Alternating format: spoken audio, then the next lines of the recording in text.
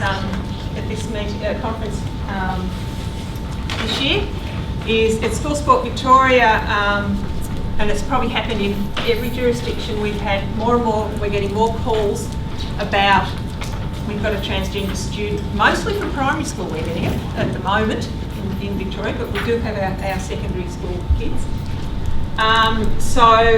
And it was a contact, I think through Roz at Safe Schools Coalition Victoria, that I actually met with them, and with our legal branch as well, and Department of Education, and found out that Safe Schools has a branch basically in every state and territory just about in Australia, and they have a teacher PD. So it was Joel and I've forgotten the other lady's name. Mel? Roz. No, it wasn't Roz. I know it wasn't Roz. Mel. Thank you. And they came and did a PD for our staff. And we're actually thinking we'll do it, tee this up yet, with our region coordinators. So that brought me to be writing a draft policy, which I can talk to you about later, but this is an old draft now because I was literally talking to our legal people yesterday. So we've got an update on it. So I can talk about that later, but I'm going to let Jami start. Thanks, Kirsten. Hi everyone, thanks for having me. I have to say I'm actually a stand-in and I don't even work for Safe Coalition. Oh, there you go. No, that's all right. Joel's roped you in. It was a last-minute thing. I do work at ARCHES, which is the Australian Research Centre in Sex, Health and Society at La Trobe University, where the Safe Schools Coalition sits. We share an office, and my role is I'm the coordinator of the Rainbow Network, which is a network that supports youth work professionals to do the same thing as Safe Schools Coalition. So we work very much in step with each other. Do you mind closing the door? Very much in step with each other, and so obviously we refer to all the same research and so on, but just to give you some background, I've been roped into it at the last minute, and this is not my PowerPoint, it's Joel, so bear with me, I'll do my best. So yeah, I was inspired by I'm glad I came to catch a bit of the end of that previous thing, because there's lots, I think, to tie into in that. But so, before we start, I'd like to acknowledge the traditional owners of the land, the Wurundjeri people, and pay my respects to their elders, both past, present and future. And we also kind of pay our respects to the LGBTI elders, so the people that have come before us that make this conversation possible, and that are the reason that so many more trans and gender diverse young people are feeling safe enough now to come forward in their school context and say, this is me, this is my identity, and this is my experience. And it's that history that has enabled that to happen. So this is about the Safe Schools Coalition. So the coalition has, or it's more than that now, around 300 members in Victoria and around 550 across Australia. So it's a national coalition now. It started in Victoria. And their role is to support schools to do what they do already, but to extend the space and the curriculum and the welcome to all young people, including and especially in relation to young people who might be same-sex attracted, intersex or gender diverse. And I'll tell you a little bit more about what all those words mean in a minute. And despite what you might read in the newspapers, the Victorian government is still very much in support of the Safe Schools Coalition Victoria. And this is some of the policy context for the work that they do.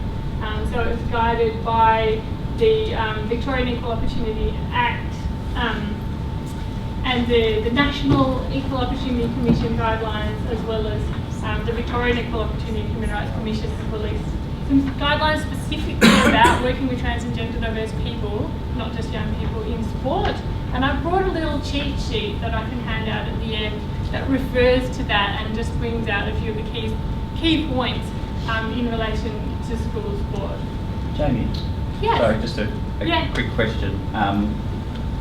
Obviously our audience here is nationwide, and you talked about it being a nationwide coalition. Yeah. Are all of our states and territories supportive of Safe Schools Coalition, and is there documentation like that in each of our state and territories? Well, how it became a national coalition is because it is supported by the Federal Department of Education. Yep. And all of the resources and activities that they do have to get the tick of approval from the Commonwealth Department of Education. Okay. So yes, state by state, politically, whether it's supported, I don't know. But that funding is Commonwealth funding, and so it has Commonwealth support. So I think it's important to kind of define our terms a bit and not just rattle off the acronyms and assume that everyone knows what they mean. So who are we talking about? What is gender and sexual diversity? So many of you will be familiar with the LGBTI, probably, even if you don't know what all the words were. So it stands for lesbian, gay, bisexual, transgender and intersex. And same-sex attracted, intersex and gender diverse is more commonly in use now because it describes experiences rather than labels. So lesbian, gay, these are actually labels that not everyone identifies with, whereas being same-sex attracted or being gender diverse, it's more describing of an experience rather than labelling. And particularly young people, we don't want to preemptively label them in any way. That's really up to them how they identify themselves. So that explains the terminology a bit, but I think also what does it mean? So lesbian, gay and bisexual refers to a person's sexual orientation, which is who we're attracted to physically, romantically and so on. So it's not just about who we're into, it's about how we imagine our relationships in the future and who we want to have families with or get married to and so on. So it is a core about identity and how we express ourselves in the world, our sexual orientation. And of course we all have a sexual orientation. So these words just describe that people who are same-sex attracted, so lesbian is women attracted to women, gay is men attracted to men, bisexual is men attracted to men and women attracted to men and women. Transgender refers to our gender identity, and different to our sexual orientation. Our gender identity is about our inner sense of how we identify our gender, how we feel, our maleness or our femaleness, or both or neither. And many young people now are expressing that they don't identify with that gender binary, so that idea that there's only the pink box or the blue box, you can only be a boy or a girl. Lots of young people now are saying, actually, I don't identify in that way. I'm much more complex. I, want to express and identify myself outside of those constructs, which is quite challenging for a lot of people because for most of us we've been brought up our whole life to think that there's only those two options and that's it. But so gender diverse really refers to the spectrum of identifying your gender and expressing it, but transgender describes someone who was labelled male or female at birth and identifies with the opposite, so their inner sense of who they are. So a child that's potentially labelled a boy at birth based on the appearance of their genitals, is it a boy or a girl? It's a boy, and in fact as they grow up, their inner sense, their deep inner sense of who they are is that maybe they didn't get it right, and I know that in myself I identify as a girl, and when I imagine myself growing up, I imagine myself growing into a woman. It's a very powerful and unchangeable thing that some people experience, and the respectful word for that is being transgender, and of course it applies to people who are born labelled girls at birth and identify as male. Intersex refers to someone's biological sex, so our bodies basically, not just our bodies and our genitals, but also our hormones and our chromosomes. So our biological sex is made up of a range of complex things, and many people, being intersex is about as common as having red hair, so it's not uncommon. You probably have met people who are intersex and worked with people who are intersex, but you may not have known, and they may not know as well. Many people, it's not visible necessarily that a person has an intersex condition, for want of a better word. It's quite pathologising. There's actually, most babies who are born with an intersex condition are perfectly healthy but do fall outside of what we would expect from a person's either genitalia, or it's often about the way their bodies respond to hormones. For example, at puberty, their body may not respond to puberty in the way that other young people's bodies are, or that we might expect. And many people find out that they're intersex until maybe they try and conceive, and then they find that they don't have the right equipment, or their hormone levels are different to what they might have expected.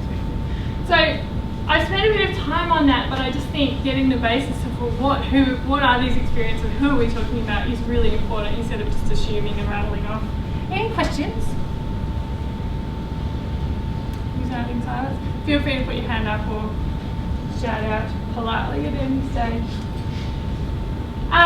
So the legal definition of gender identity is the gender-related identity, appearance or mannerisms or other gender-related characteristics of a person, whether by way of medical intervention or not. So you don't have to have any medical intervention to identify as trans or gender diverse, with or without regard to the person's designated sex at birth.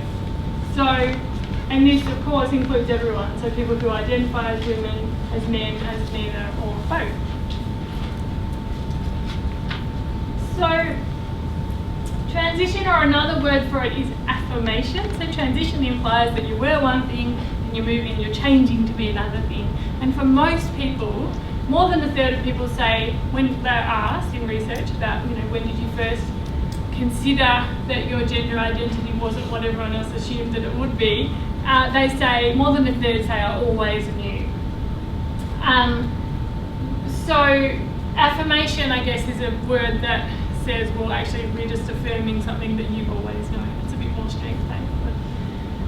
So when the idea is that people transition or affirm their gender identity, and in this process, it can involve changes to their physical appearance or body to match their internal sense of self. It can also involve things like the change of their dress, so the gendered uniform that they might want to wear at school, for example. They may change their name and request that people use the right pronoun. So, are you all teachers? No, not necessarily. We're not very good at grammar in Australia anyway, but pronouns, whether you use she, her and hers, he, him and his, or gender neutral pronoun like they, them and theirs. And you can't assume someone's gender identity by how they look. And so, in fact, if you don't know what someone's gender identity is, the safest thing to do and the most respectful thing to do is use either their name or a gender neutral pronoun until you know. So they, them and theirs. And people kind of complain and go, but it's so grammatically weird. It is a bit clunky at first, for sure, but so practice it with your colleagues or something. But it's actually a really useful tool for working in a non-discriminatory way. So it doesn't necessarily include any medical care or interventional hormone therapy, but it may involve some or all of these things, including surgery. This could also be known as gender affirmation. So the department's policy on gender identity is that schools should support and respect the students' choice to identify as their desired gender when it does not align with their designated sex at birth. So that schools should be respectful and do everything they can, including developing a plan to support that young person if they're going to affirm or transition their gender at school, and to use their appropriate pronouns and name and respect that young person's privacy and confidentiality, amongst other things. So there is policy, and it's really useful. Can you just go back one? Yes? We've had a case where a student wanted to do this change business, but the parent wasn't to allow it. And they were younger than 16. Is there what direction do you have? The bottom point refers to that. So you can consider a student a mature minor, which means that you consider them able and responsible enough to make these decisions independent of their family. It is really complicated, those situations, but it's important. It's like, for example, so we know that young people who are trans and gender diverse who aren't allowed to be their authentic selves experience huge rates of depression and self-harm and suicidality. And if you consider a young person is at risk of those things, if you don't support them, then it's about duty of care. So you can think of examples where the parents don't have the best interests of the child at heart, and potentially this is one of those examples. Obviously it needs to be carefully considered, and I would get secondary consult support on that with Safe Schools or someone else that could help support you in the process of making that decision about how to support the young person. But it's, you already have the framework for that, for an example where you suspect that the family of a young person might be causing them harm in some other way, and potentially this is problematic. So a mature minor is a term rather than a definition. Yeah. Because you're indicating there, should the school consider that the student is a mature minor, you're not saying an age or a, you're No, actually asking them to make a judgment call. Yeah, which is why I'm saying you need to get secondary consult support Yeah. on it and so on. That's right. And again, it's the same. You're in the same situation with like mandatory reporting and that kind of thing. So in relation to trans and gender diverse young people in sport, in Australia broadly, it's against the law to discriminate against someone on the basis of their gender identity in sport and the same with sexual orientation in sport. Unless an exception applies, you can lawfully discriminate against a person on the basis of their sexual gender identity if strength, stamina or physique is relevant and if they're over 12. Under 12, there's no exemption. You can't discriminate against anyone on the basis of their gender, sexual orientation or gender identity. This, though, doesn't mean that you should discriminate against anyone who identifies as transgender or use this exception. And in fact, no school that we know of has thought that it would be necessary to apply such an exception to a young person in a school sport context. Yeah. Sorry, can I just ask, at a representative level, we've recently in Queensland been asked to provide principals with some guidance. At a school level, I think most schools or most principals feel comfortable and confident to make a decision about transgender students participating in sport within that context. Yeah. But the questions we've been asked is, are we correct in doing that? Can that student then continue along that representative pathway in their chosen, like representing their chosen gender? And so it's been thrown back on us as a school sport unit to try and provide them with some guidance.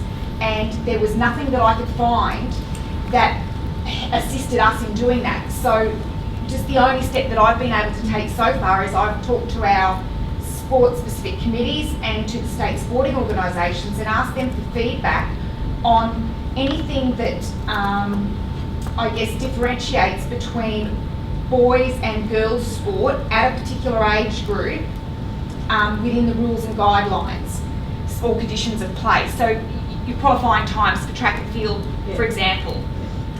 In softball, there's different pitching distances because of the strength or stamina of physiological males as opposed to females. Yeah, this follows on with a conversation I had with our legal branch yesterday, and as Jamie's saying, basically it's against the law to discriminate at whatever age they are. The only exemption you can apply is the physique discrimination. That's the only one you can apply, and you would do it in consultation with, well, for us here to be the Victorian Equal Opportunity and Human Rights Commission, I think that's what it's called. Yes. Safe schools, parents, schools and things like that. But that would be the only basis. But hang on, because it came up with the track and field one, which is where I first got engaged. And I spoke to, for those people who know Brian Rowe, who's the legal for Athletics Australia, and I'm looking at the international rules. Those athletics rules are not law in Victoria, for example, and they're not law anywhere. They're just the rules to govern the sport. So they don't actually apply, is my understanding of it. So there's still a lot of work to be done, and so schools that want to support a young person to continue on that trajectory of playing sport but in a broader context, and I can understand that that would be a concern. It's like we've created appropriate spaces and safety and whatever in our school community, which is great, but then how do we, hopefully they're asking this question, how do we support that young person to continue in other environments where we don't know what their rules are? So you can draw on and it's for Victoria, but there are guidelines for Victoria about working trans and gender diverse people in sport, and it does all come back to this, that the law only says this. So they can only discriminate on this basis and they need to prove it, and in fact it hasn't been tested legally really at all. There's no case. But when they say you can discriminate based on strength, stamina or physique for the activity, not of the individual, but the requirements of the activity, what is that? And who makes that decision? Exactly. This is the Subjective thing. call It's until totally that- subjective and it's untested until it goes legally. to court. But what I would say is there is a huge spectrum of strength, stamina, and physique within binary genders to start with. Yeah. And Exactly. also, if young people are which of course not all transgender people, that is young people are, but if they are accessing treatments such as hormones and so on, their physical stamina and physique will have changed anyway because of that. It will be very hard to discriminate and to prove it, but it's more like, well, how do we create the safe spaces? And so we need to gather to, write our own policies and include it in it. This is where we stand. So when you're advocating for a young person, you can say, this is our school policy that says, or this is what we've looked at in order to create a pathway for this young person to participate. We recommend that you do the same thing and so on. So it's like when we create policy around all other things that we have. We draw on the body of knowledge that exists and on the laws and so on, but it's important to have your own stance on things and use that as a springboard to support it to happen in other environments. So from that and from your investigations then, Kirstine, you would be saying then that if an individual student was, for want of a better term, biologically a male but identified as a female, they could then compete at a representative level in the girls' 13 years or the girls' 15 years, 100 metres, regardless of the fact that the qualifying standards are different for males and females? Because they would have... They would just You're actually making the assumption that the boy will always be faster than the girl. But the qualifying standards are. Yeah, no. But, I understand that. But, and if, as Jamie said, if they're on hormone treatment by that stage, they don't need it. The rule of thumb is, though, that if someone identifies as a girl or a woman, they're a girl or a woman. And all the rules that apply to girls and women apply to them. And that's it. That's just as simple as that. Yeah. And the same with people that identify, regardless of how they were labelled at birth. All the cases I've come across are just kids wanting to participate. So far. Yeah, look, we'll get to it. So, my goodness, can't believe that Joel gave me this slide of all that writing. I would never have done that to you. But I'm going to tell you some of the important bits. So we're looking at the International Olympic Committee guidelines. And the international, all it really is to say is that the international guidelines are actually quite inclusive. So, it is necessary to ensure, insofar as possible, that trans athletes are not excluded from the opportunity to participate in sporting competition. To require surgical anatomical changes as a precondition to participation is not necessary to preserve fair competition and may be inconsistent. So they're really saying that we should be including trans and gender diverse people at an elite level where we can, and that surgery is not a prerequisite for being recognised as their identified gender. Jamie, one of the, I've had the pleasure of the presentation from Joel through our school sport unit. And one of the things I think that came through in his presentation was how difficult it is for transgender people to actually kind of come to grips with the whole situation that they're placed in, and that, to his knowledge, nobody is actually using this to gain an advantage. It's such a difficult thing to deal with anyway, that there isn't any situations that have come up yet where people are saying, you know what, if I decide to be a girl, that's going to, give me a competitive advantage. Yeah. So it hasn't really come up in that context. It's a absolutely. Yeah. And I'll get to that. I might skip through this because you don't need to know. You've got to go over the thing. So now we'll unpack some of that data that Joel would have referred to. So From Blues to Rainbows is a national study of young people in Australia who identify as same-sex attracted, transgender and gender. Not same-sex attracted. Just about gender identity, trans and gender diverse. It's from the Australian Research Centre in Sex Health and Society, where we work. So they surveyed almost 200 young people, and what they found was that many of these young people identify with non-binary gendered identities. So gender queer, gender fluid, no gender A, gender androgynous, by gender. So you add all those up, you get about half of the young people surveyed were identifying in non-binary ways, which raises whole other questions within sport that is so divided in such a binary way. 65% of the young people had experienced verbal abuse because of their gender identity or expression. Over 20% had experienced physical abuse. And 90% of those who had experienced physical abuse had thought about suicide because of that experience. So the impact of that discrimination is extreme. So in response to experiencing abuse, harassment and discrimination, the young people, 80% had thought about self-harm, 70% had self-harm, 81% had thought about suicide, and 37% had attempted suicide. This is way higher than any other cohort of people in Australia. It is a massive. I'd be more interested in the raw scores there than the percentage, because how many kids are we talking about? 200. Yeah. So these are the places that young people avoided due to not conforming to gender stereotypes. So it's hard to see, but the top is 65% are avoiding public toilets. I mean, there's something really basic human need that we all just take for granted. They're avoiding change rooms, shopping centres, clubs, etc., etc. And then down here in the 25 to 30%, they're avoiding medical services.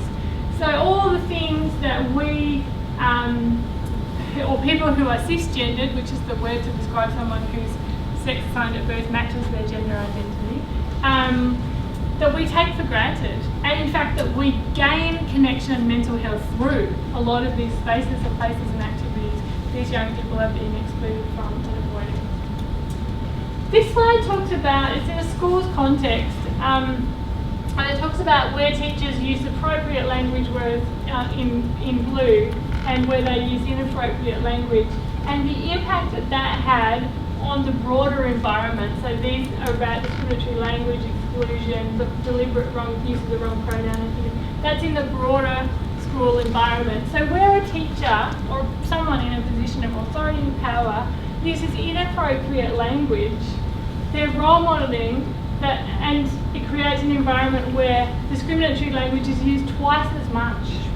Or conversely, where someone uses appropriate language, so using their name, the name that they choose, their preferred or their pronoun and so on, it basically halves the instance of all these things in that environment. So it's a very powerful slide about the power of language and the role of us as role models and teachers and so on in spaces.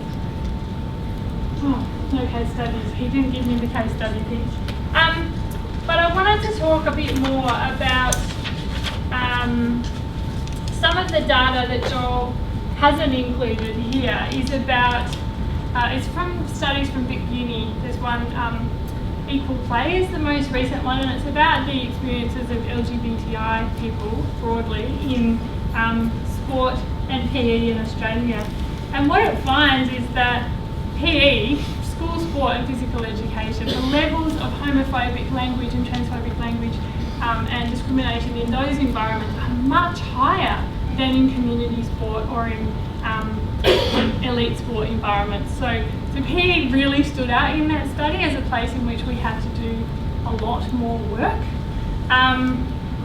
So yes, there are very high levels of homophobic and transphobic language in particular in those environments. So, Jami, are there any examples of that? Because as an experienced teacher, you. yeah, it does really surprise me. I can't think of examples where, and I'm not saying it doesn't exist. I'm just saying I can't think of examples where a PE class would be different to community sport, for example. Yeah, I think for a lot of people it was surprising, and it's a big study, the Equal Play study, and there's one that predates it that says the same thing. So now there's 2 research studies in Australia. But were the participants asked that's their opinion, or are we talking about like quantifiable words and phrases that were used that people say, okay, that's discriminatory language? And they gave examples as well as ticking,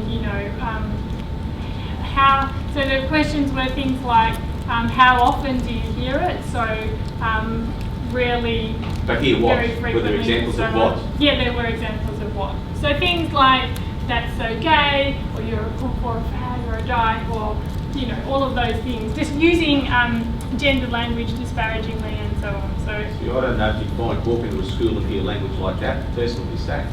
it's it's interesting. Yeah, but I wish that I brought, because I've got a PowerPoint that has the slides from the data that shows Is that comments from teachers or just in general they hear it through the kids? in the environment. Young So people, I- not teachers. Yeah, so Yeah. I Sorry, definitely that's think different. of Teachers in allowing the language school or and the club. culture. Yeah, so The teachers might not even hearing it. Yeah, so my son is 15 and last year we were pulling our son up because he started using the term "it's so gay." Yeah. And my husband and I immediately started pulling him up going, no, that's not appropriate. Oh, but everyone knows, think about what you're saying, it's not appropriate. So he just suddenly out of the blue, we'd never heard it, started bringing it home. So he's picked it up all through school. So I'd say those kids are saying, they're hearing it, but then it's not getting picked up by teachers not to address it. from the staff. That's what In the I'm saying, environment. staff saying Could it that. also be that the number of kids involved in phys ed in school, like it'd be 100% of the kids at school would be in phys ed, Yeah. whereas in community sport, if you took the same percentage, it might only be 10% But of that it wasn't number. the raw number, it was of the people. So the people had self-identified that they did PE and that they did other Community sports. So sport. it was Wondering not, it about was the size of the groups apples involved. for apples, yeah. Jamie, rather than putting you on the spot, it would be Yes. good if post this presentation, I'll whether we share could. the study. Yeah. Absolutely. Yeah. And it's really approachable so that you can just read the findings and recommendations at the front bit of the executive summary, and it summarises that and it makes recommendations as well. So I feel like having shown you, just going back to what you said earlier about the incredible levels of discrimination that these young people are experiencing broadly in their lives and in the community, that when and it was really powerful hearing the group of you share earlier about the value of what you do. You know, when we talk about offering young people the experience of participation, of inclusion, of a child or youth-centred experience of the mental health and physical health values that come from participating in school sport, learning about teamwork, learning about well-being and respect and diversity, all those opportunities that you have in an educational sports context, to be excluding this group of young people that are already experiencing so much exclusion in their life seems really crazy and disappointing. And so it's beholden on us to kind of do the work that we can to create spaces where they're included. What about on the flip side of things, and I know this is something that I think probably our department's concerned about, but as you say, it hasn't been tested yet. I would say in the vast majority of cases, having a transgender student participate in their preferred gender in whatever sport is not going to be an issue until somebody else from within that team or that sport finds out and complains and says, well, that student was picked over my son or daughter and they shouldn't have been in there. And that's where you need a good policy to go back to. You need to be informed. You need to think about all the things that I just told you about the data, but also about what this is about, you know, about participation and inclusion and opportunity and so on. And be able to express that to the parent. But I think having, or whoever it is, I mean, having good policy about it is important, and also bearing in mind privacy and disclosure issues. So, in fact, And that was a the other school thing, is yeah. it is a school's duty to protect where they can, wherever possible, that young person's privacy and confidentiality. Yeah. And so, in fact, it's none of anyone else's business. You know, all they need to know is how they identify their gender. That's And difficult if they change gender at the same school It throughout is. those same years. Yeah, so it needs to be supported, and that's why safe schools exist, because schools do struggle with, you know, it's a whole other layer that most schools haven't even thought of, and so many of the calls that safe schools get are when they have a crisis or an issue. They're like, oh, we don't know how to deal with this, and that's okay, you know, like that's why we have professionals who work in here and they do it to support the school. Are there any recorded cases of multiple transition that people then want to transition back? Very rare. Because that would be something else if we're looking at, you it's a growing area. How do Very you rare. promote The that as well? statistics are very rare, and it's mostly in adults later on in their life. And usually, what that's about is still experiencing discrimination. You know, like the discrimination they experience in the community being so brutal that they're basically forced back into the closet, which is a really disappointing thing. And it's not about, oh well, I wasn't sure, or I'm just doing it on a whim or whatever. It's very rare, and it's usually related to levels of discrimination and lack of acceptance. So, especially as an adult, if you affirm your gender and you're disowned by your entire family and community, it's very, very challenging. And some people can't handle that, and that's understandable. But it's certainly not something that we've ever worked with in the school that I know of. Yeah, so in terms of recommendations, I think it's important for you to have some ideas, and I've already talked about a few of them. So developing policies that talk explicitly to this and that draw on your existing vision, you know, or framework and so on, and connect it straight back into that, you know. I guess my concern is that statement about that you can discriminate based on that strength, stamina, physique of the event, and that's what we were asked to go and investigate. Then, what are those bases? So things like your qualifying standards, things like pitching distances in sports, net heights in volleyball, number of overs in cricket that they, you know, all those sorts of things. Well, like I said though, those things all have to be consistent for everyone who identifies as that gender within that sport. So you don't need to change any of those things. It's more like if it could be argued, and it's law, you can only, like, so that you'd need to argue within court essentially, if someone challenged you on it, that this person's physical stamina or physique or ability, because of their gender identity, you know, the sex assigned at birth, is giving them an unfair advantage within a gendered sport. So It also needs to be safety related. Just say you are playing AFL, yeah, and we have 15 under girls AFL, and you have a person who's a boy who's affirmed as a girl, and they are obviously physically bigger, and we try to protect the kids in those contact sports from coming across kids that are larger than they are or physically developed than they are. I think that's what we're getting at. It's not so much the but then the it height would be of the about net or having a whatever. conversation with yourself and with the young person about how can we include them in the sport that they want to play in a safe way, rather than how can we exclude you on this I'm basis. thinking of the... You've still got a responsibility to the other kids as well. Yeah, oh totally. But I think there are ways around it that can still include them. So, for example, there are different grades, aren't there, or levels in sport that you play. So there'd be... I'm just talking about when they've made a state team. So rep sport. ACT comes across ACT. We have a male affirming as a female coming across playing against the girls, and they might be physically bigger. I'm not saying they haven't gone through a hormonal transition or any of those things. You want to let them play, of course, because that's how they identify, but we're just talking about the safety aspects, I guess. I'm not saying that's my perspective, I'm saying that's what can come up as an argument. Yeah, sure. And so the same principles should guide you though. So where possible, we're looking at inclusion of a group of people that are largely excluded, and doing it, of course, in a way that is safe, but looking at ways to include people and respect their gender identities as much as possible. I'm just thinking of that one-off. Jamie, one of the ways that we actually help to protect our students is by using age grouping. So we might have year 7, year 8, intermediate, senior here in Victoria.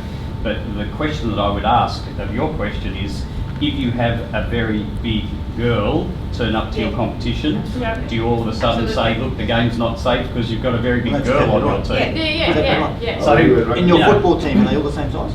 No, of course not. Some of them are big and some of them are small. Appreciate what you're saying. But it kind of, it doesn't really matter what gender you are when you're talking about mismatches in size. I'm conscious of time. It comes back to that case by case. Robin, you haven't, and I'll make that the last question. I'm interested to know whereabouts in the continuum are the national sporting bodies on this topic. Obviously, it's being rolled out through schools.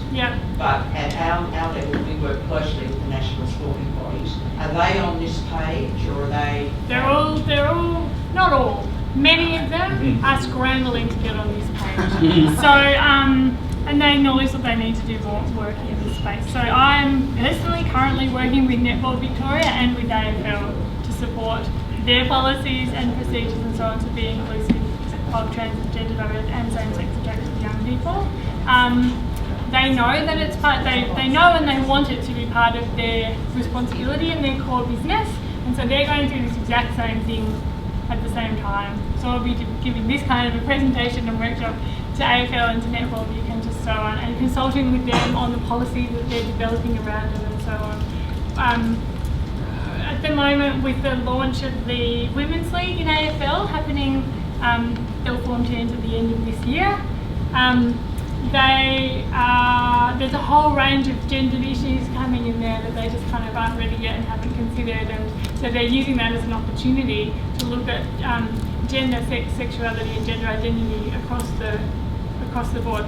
So different sports have done different levels of work, like have you heard of Fair Grow Sport?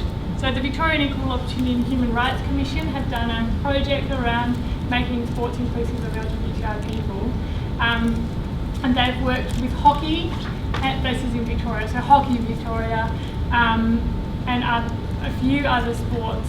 But I think it started with hockey, but they've since gone on to work with other sports, including swimming and so on. So there's different advances in different sports, but definitely across the board, a sense that they all are acknowledging this is an important thing to be aware of and to improve. Does that answer? Yes. Okay, yeah, I could go on lots of things. I won't give out our old policy because it is our policy, but once I've updated our policy, I'll share it. It's still in draft because it hasn't had final approval legally. But it basically, 12 and under as they identify. Over that, you can try to apply that one aspect of the sex discrimination. It is. It's the physical aspects of the thing. And again, there's no case law. And it doesn't say that you have to, it just says that if you really wanted to, you could apply that to an already heavily discriminated against group. And it's basically a case by case and consulting with your stakeholders. And like you said, there's no one in their right mind that would go through that experience of discrimination and life upheaval and so on out of a bizarre... On a whim or... Yeah, I know I'm going to win at school sport. The other thing I asked our legal person yesterday was if a family or a child identifies in the school as the other gender, and we have had cases where a primary child has been a girl at one school, has identified a boy, and then changed schools. Yeah. So, and that's been quite common. Yeah. But there's been a few cases where they've remained at the same school. But for Victoria, there's no compulsion for the school to change the gender. So I remember, Vicky, we had a conversation last year about it's whatever gender they're registered at their school. For Victoria, there's no compulsion to change the gender at this point, so apart from going up and saying, excuse me, can you change the gender on my enrolment? Yeah, but there's nothing in law to say you have to do it.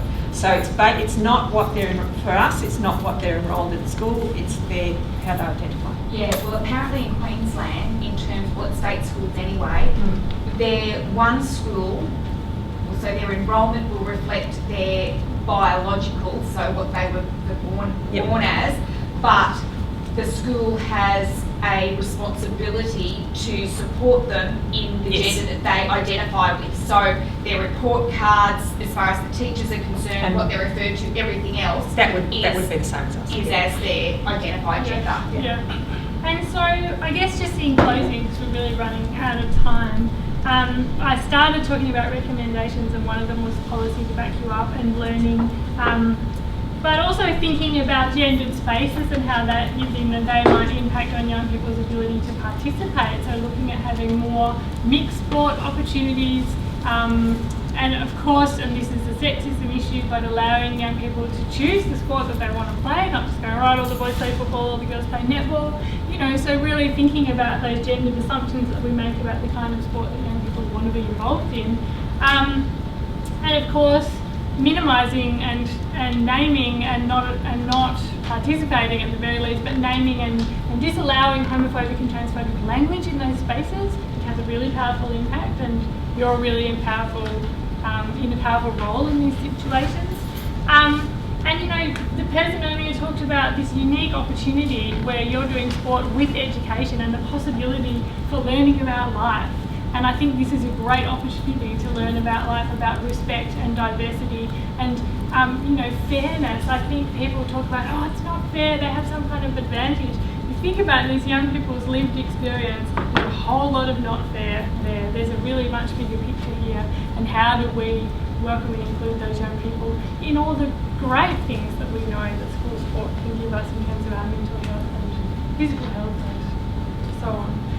Okay. I'm going to wind it up Thank there. you. Jamie, thanks for coming along. Just a thank little gift you. for you, and you're not to share with Joel, right? Yeah. I had an hour's notice. Oh, really? It's not too bad. Certainly, Thank you. it's a growing issue in our issue. It's a growing thing that's happening. I don't Yes. know that I call it an issue. It's a growing thing that's happening. Yeah. And as talking to our legal yesterday, it's about it's expanding in our policy. We've just got to expand that generic statement about it's. As we know, sport's a great includer. Yep. And sport being the vehicle to include any child. Yeah. I think it says a lot about progress in this area too, that it is a growing area or space in that individuals are obviously feeling safe and secure enough within the school environment and our And that's good. society in general to be who they are. Yeah. Yeah. Yeah. It does. It's great. Thanks guys. 2 quick bits of housekeeping. So 2:45 the bus leaves, 6:30 tonight